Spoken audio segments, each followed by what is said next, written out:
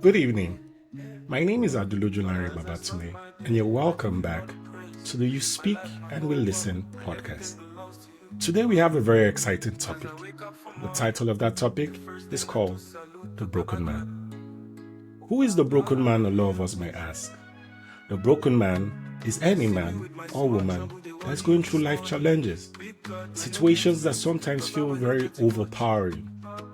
A lot of us go through these challenges and sometimes don't have a community to share it with. Sometimes we get to that point where we decide it's time to end it all. Not for a lot of us, thank God. The issue at hand is that while we go through these issues, what do we do? How do we get out of these issues? So today I'm taking us on that journey on ways in which we can get over that issue. Or the issue of being broken. The story of a broken man has a lot of perspective flowing out of the stories of depression. A time of grief, a time of betrayal, a time of heavy-heartedness, a time where you feel that the whole world has come to an end. For most of us, this was a couple of years back during the pandemic. For some of us, it's during a heartbreak.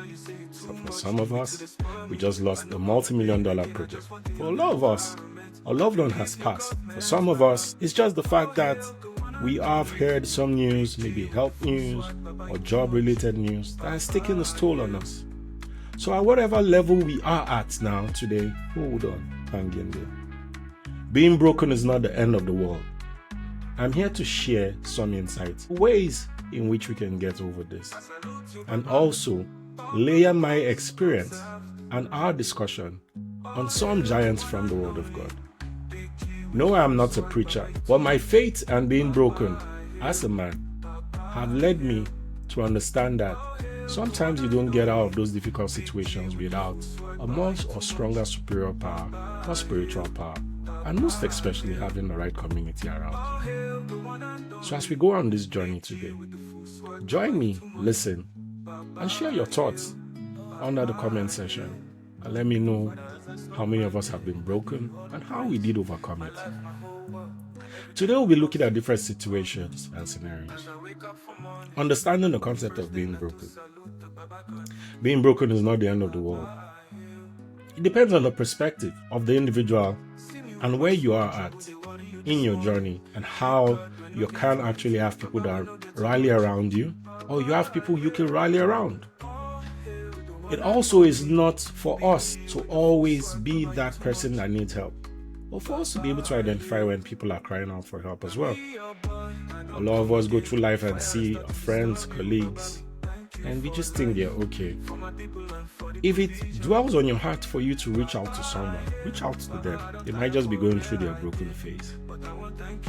The concept here is not for you to be an overburden, but for you to be that platform where people can reach out to or share their experience, or sometimes just be the listening ear where people can just talk and share whatever pain they're going through. But for those of us that have gone through the steps of being broken, I have this to say to you today. Hold on. I'll share some insights and some perspectives from the Word of God, having three major stories or three major characters to discuss about. The first is Joseph, the second is David, and the last will be Moses. We all know the famous man with his coat of many colors, Joseph. Joseph's story is a true testament to fighting not alone, but fighting with God. How many of us would have been in Joseph's situation and still be able to forgive? Like I said, I'm not preaching. I'm just here basically to share my perspective and being able to bring a lot of us that are going through the situation out of it. Joseph was sold by his brothers. They tried to kill him. When he thought he had gotten a breakthrough, landing in Potiphar's house. You all know the story. Potiphar's wife tried to seduce him. A lot of us have been in this situation where we are asking ourselves the nearness to success. We are almost there. And then all of a sudden, he goes haywire. Just imagine Joseph realizing that this is the part where I will actually have some relief. Then the boss's wife tries to sleep with him. Then he says no. Then as the worst, or not even knowing the worst, Potiphar's wife lied to Potiphar that Joseph tried to rape her. Yes. How many of us have been in that situation where a lot of people don't believe our story? Or we are paying for the ramifications or repercussions of things or sins we did not commit. This was Joseph's story. Joseph ended up going to jail. In jail, Joseph kept working, being honest, interpreting dreams, and reaching out to people. So, as many of us have done during our own situations, reaching out to people for help. And continue to work and being patient. Joseph was so patient. A lot of us in this situation will start to doubt God. It is human nature for us to be in this situation and be able to doubt God. Understandable. But the concept of faith remains that you must have a faith that is delusional, a faith that makes you look crazy. And I think that's the level of faith that Joseph did have.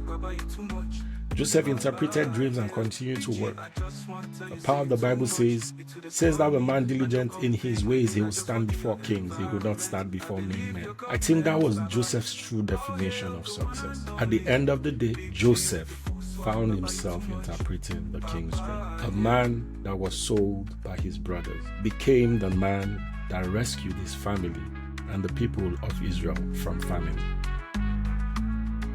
We move to the next character. One of my favorite characters in the Bible, David. David is so interesting that sometimes I ask myself, what do I have to do for God to call me a man after his own heart?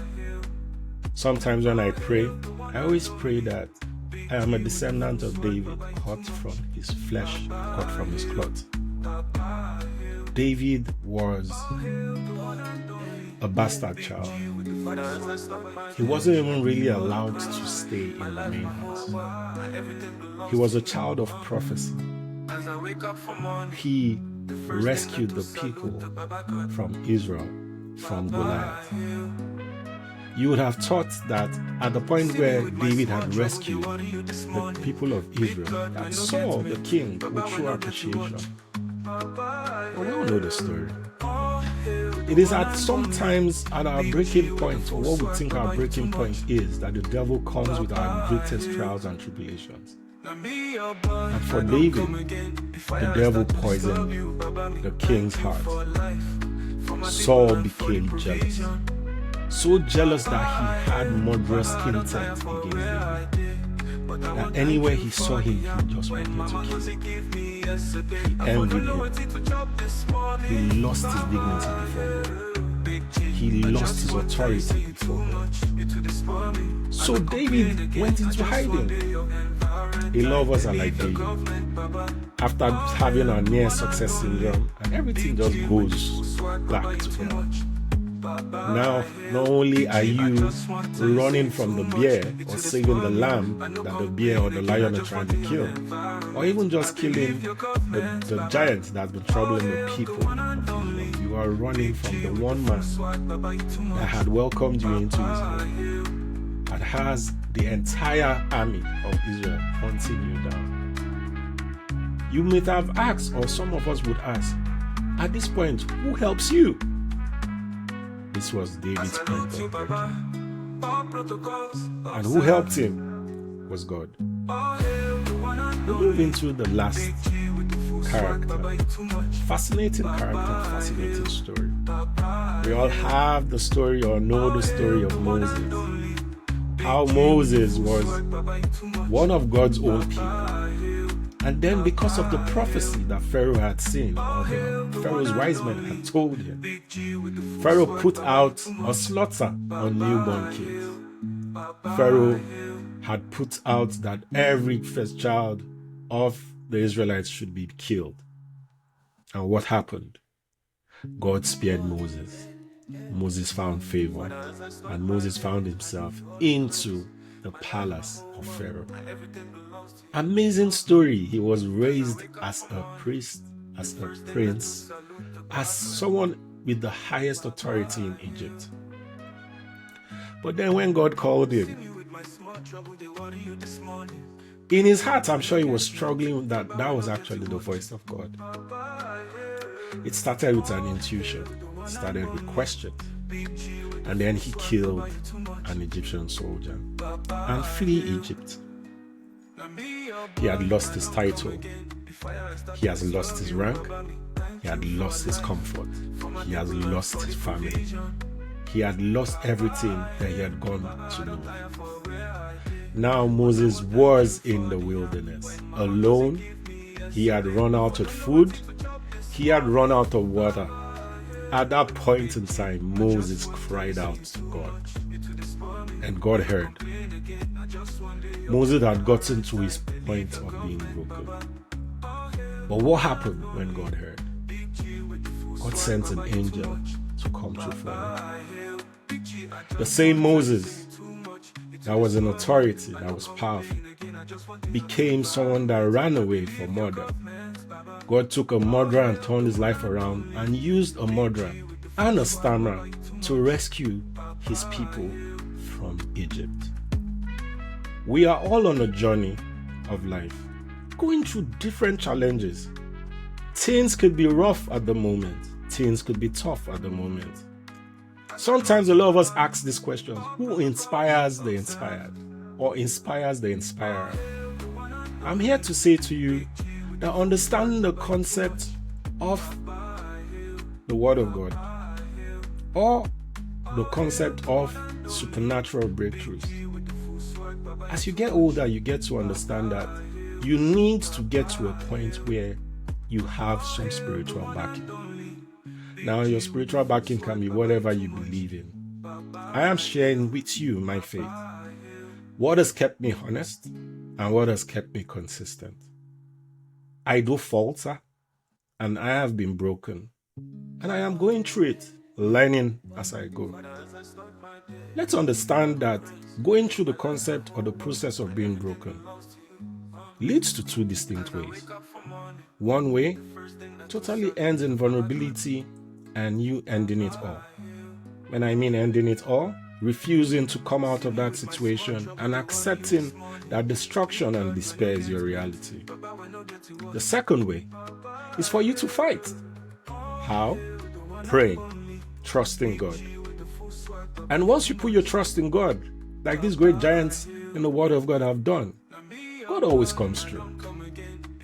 Let's understand that our perspective of how we want God to come through and when we want God to come through is not the same as when God comes through. You're here today, aren't you? We all survived COVID. We all survived whatever drastic accident. We all survived whatever flu, whatever sickness, whatever situation that must have been disturbing us over the past whenever we've gone through what we're going through. Understand today that God will never let you go and will never let you down. This is not a sermon, but this is us understanding that while you go through the situation of being broken, God comes out on top as first for you to come out of that situation. The second point, have a community. Community of like-minded people. Not people to talk you down and break you up, but people that will be able to support you.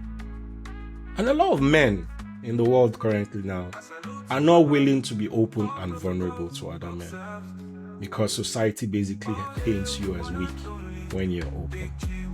Understand that a mouth closed is a mouth that cannot be helped. A problem shared is a problem solved. But while you share this problem, be smart enough to identify people that are strong, emotionally intelligent, and emotionally mature to handle your conversation. Because a lot of people can take your conversation, run with it, and instead of helping or supporting you, they make it worse. The third is trust yourself. You have gotten yourself thus far, and you'll be the one that gets yourself over the line at the end of the day. No two people can feel exactly the same way about situations that they're going through. So while you are there and you're fighting, hang on, hang tight, keep fighting, keep praying. Talk to someone today. And let your situation be a launching pad for success for you. Until next time, I remain your host, Babatunde Adeloju, and I hope this podcast continues to inspire and bless a lot of us out there. Drop your comments, drop your suggestions, and please subscribe to the channel as we continue to share more insights into life situations, occurrences around us, and whatever important topics we have to discuss. We might be looking at some topics in the next couple of series that have to do with personal development.